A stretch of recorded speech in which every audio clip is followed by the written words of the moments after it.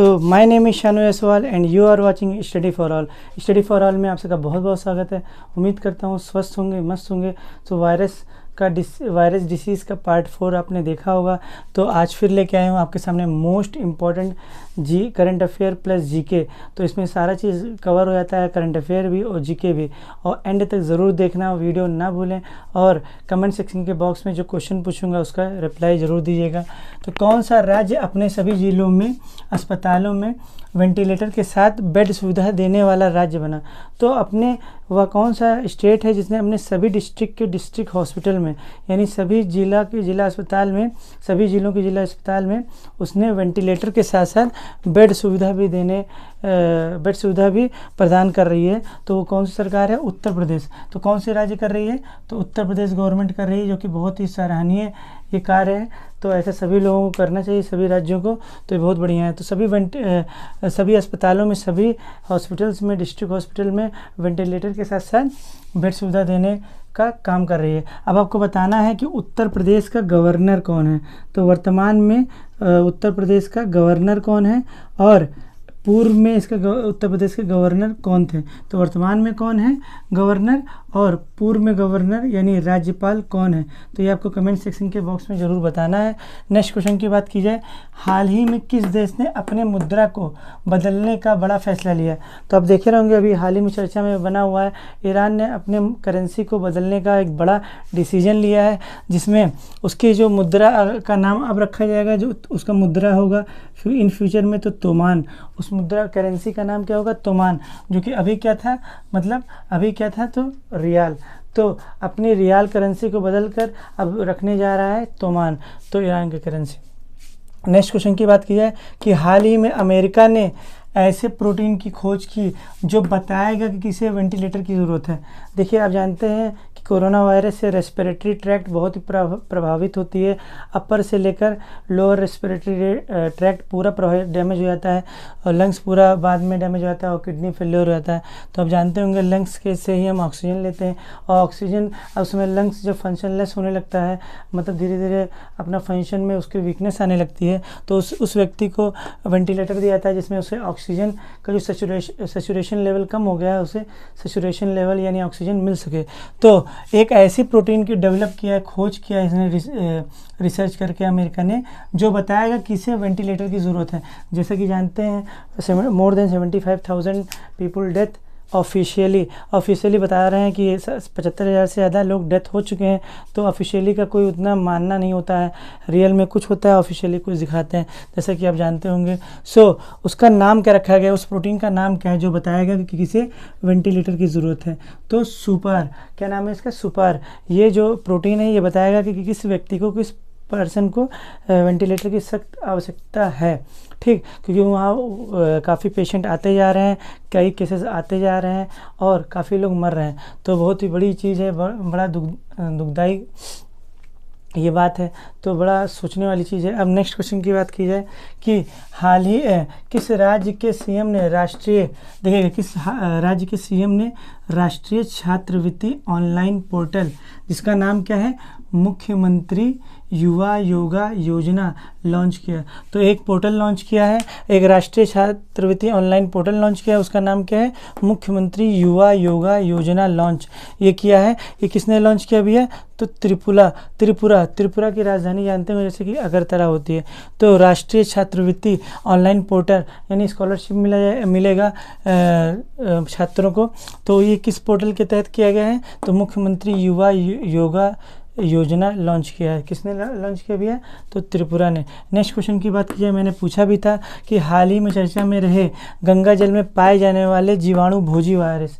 मैंने बताया था गंगा को विश्व की जीवित नदी बोला जाता है, क्योंकि उसमें जीवाणु भोजी वायरस यानी बैक्टीरियोफेज यानी जीवाणु मतलब बैक्टीरिया, भोजी मतलब खाने वाला, फेज मतलब भक्षण करने वाला, यानी जीवाणु को भक्षण करने वाला वायरस का नाम क्या है जो हाल ही में चर्चा का विषय बना हुआ है?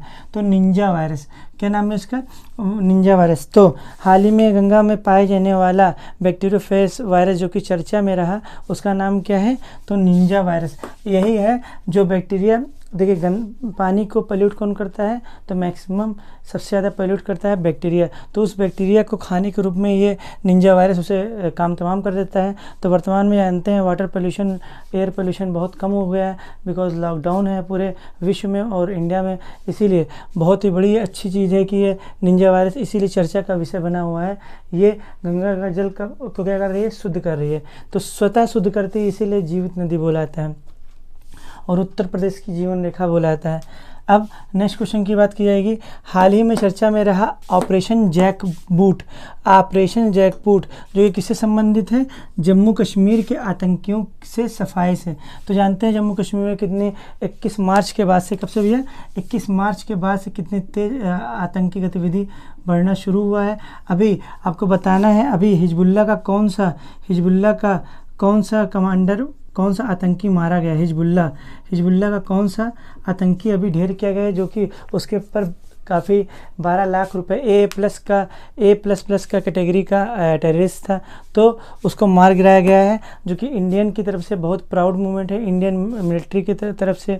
ठीक, तो आपको बताना है उसका नाम क्या था, उस हिजबुल्ला टेररिस्ट का, तो आपको नाम बताना है।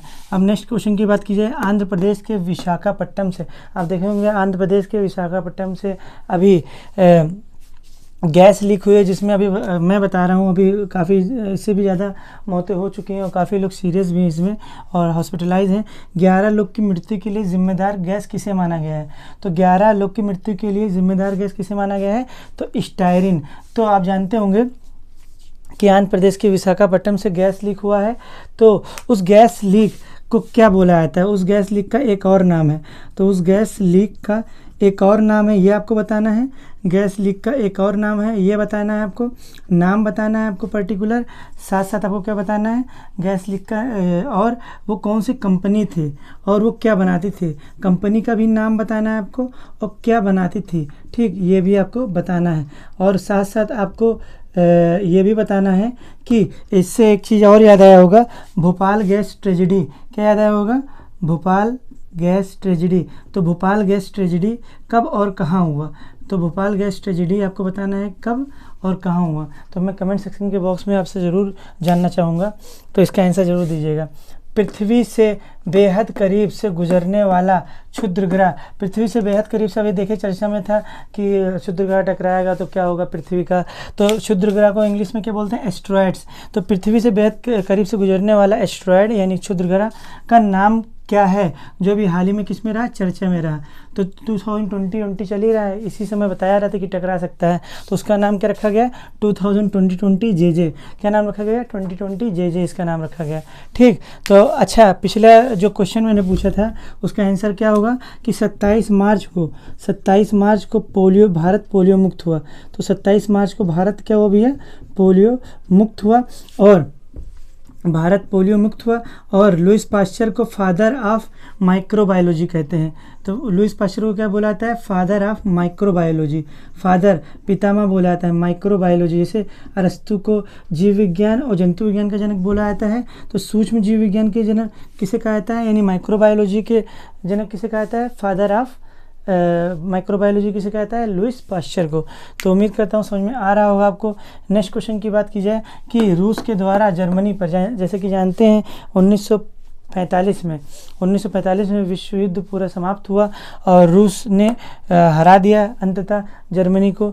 और ये अब जानते हैं 2020 चल रहा है, तो 45 में अगर 75 जोड़ेंगे तो कितना हो जाएगा 2020, तो 75वीं एनिवर्सरी हो चुकी है, यानी रूस को हराए हुए जर्मनी को, यानी द्वितीय विश्व युद्ध में हराया था रूस ने जर्मनी को, तो उसकी 75वीं सालगिरह जब हुई तो उसके उपलक्ष्य में स्मारक युद्ध पदक से सम्मानित किसे किया गया, तो स्मारक युद्ध पदक से किसे सम्मानित किया गया, तो रूस ने स्मारक युद्ध पदक से सम्मानित किया किम जोंग को, जो कि किम जोंग कौन है, उत्तर कोरिया के तानाशाह भी माना जाता है इन्हें, तो उत्तर कोरिया। तो इन्हें रूस के द्वारा 75वीं सालगिरह के उपलक्ष्य में रूस के द्वारा जर्मनी पर जीत के लिए उसके उपलक्ष्य में किम जोंग को युद्ध स्मारक से सम्मानित किया गया।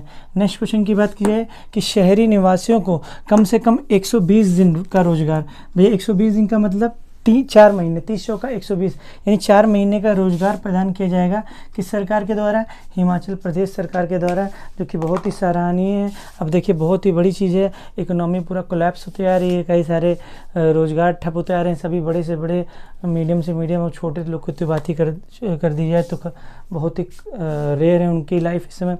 So this is end of the video. तो सर प्लीज़ बताइएगा मुझे कि उसका आंसर जो मैंने पूछा है कि उत्तर प्रदेश के पूर्व गवर्नर का नाम क्या है, वर्तमान में कौन गवर्नर है, साथ साथ भोपाल गैस ट्रेजेडी कब हुआ, जो ये गैस लीक हुआ उसका नाम क्या रखा गया, जैसे विशाखापट्टनम से जो गैस लीक हुआ उस कंपनी का नाम क्या है और क्या बनाती है, ये आपको बताना है। ठीक, तो आपको इतने सारे क्वेश्चन का जवाब देना है। So this is end of the video. Thank you for watching.